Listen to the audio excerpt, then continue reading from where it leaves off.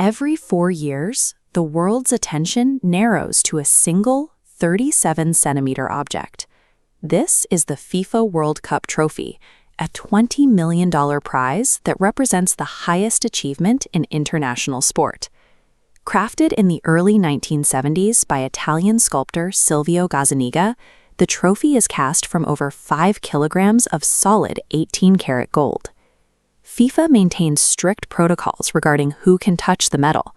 Only heads of state, FIFA officials, and tournament winners are permitted to handle the original trophy.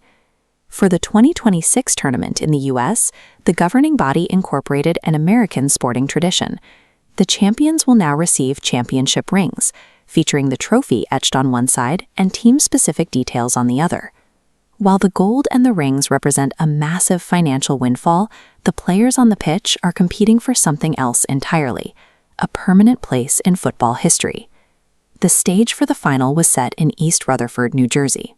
Heavy thunderstorms swept across the region, forcing both teams to alter their final preparations as rain threatened the schedule at MetLife Stadium.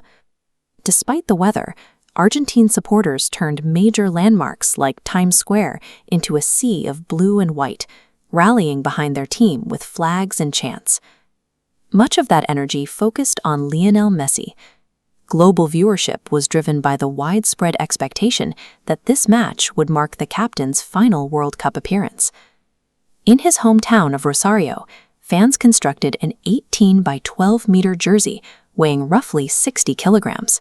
It was hoisted over the city by a fire engine, a massive farewell tribute to the local legend. Billions of viewers tuned in to the broadcast, expecting to witness a storybook conclusion to a historic career. At kickoff, Argentina's emotional momentum met a rigid, methodical Spanish system. Spanish manager Luis de la Fuente prioritized tactical discipline to counteract Argentina's energy, directing his squad to dismantle the opposition's play systematically. Spain's primary weapon was total possession. They used relentless passing to keep the ball away from the Argentine midfield. This isolated Messi. By cutting off center supply lines, Spain kept the ball out of his reach, limiting his influence. A new generation of Spanish stars anchored the defense. When Argentina attempted to counterattack, these defenders recovered the ball quickly, immediately restarting Spain's possession cycle. Spain effectively silenced the global narrative by engineering a flawless system designed to dismantle their opponent piece by piece. The match moved into extra time as a tense, exhausting stalemate, with neither side finding an opening in the standard 90 minutes. The sudden breakthrough finally arrived when Ferran Torres pierced the exhausted Argentine defense, decisively scoring the match's only goal.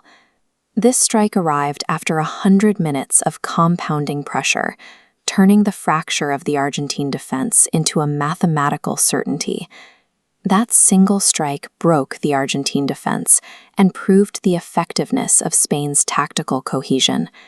At the final whistle, the Spanish squad celebrated their victory, while the Argentine players faced the reality of their defeat. Messi's final World Cup appearance concluded with a quiet 1-0 loss in front of a global audience. Despite the result, his legacy remains untouched among his faithful supporters, who view his career as an era of unprecedented individual achievement. The storybook ending was denied, but he bows out with the respect of the entire footballing world. As Spain begins its celebration, the original $20 million trophy returns to its permanent home at the FIFA Museum in Switzerland. The champions return to Madrid with a gold-plated replica and their inaugural championship rings. Their victory demonstrates the limits of emotional momentum. Passion can drive a tournament run, but it cannot overcome a structurally superior tactical system.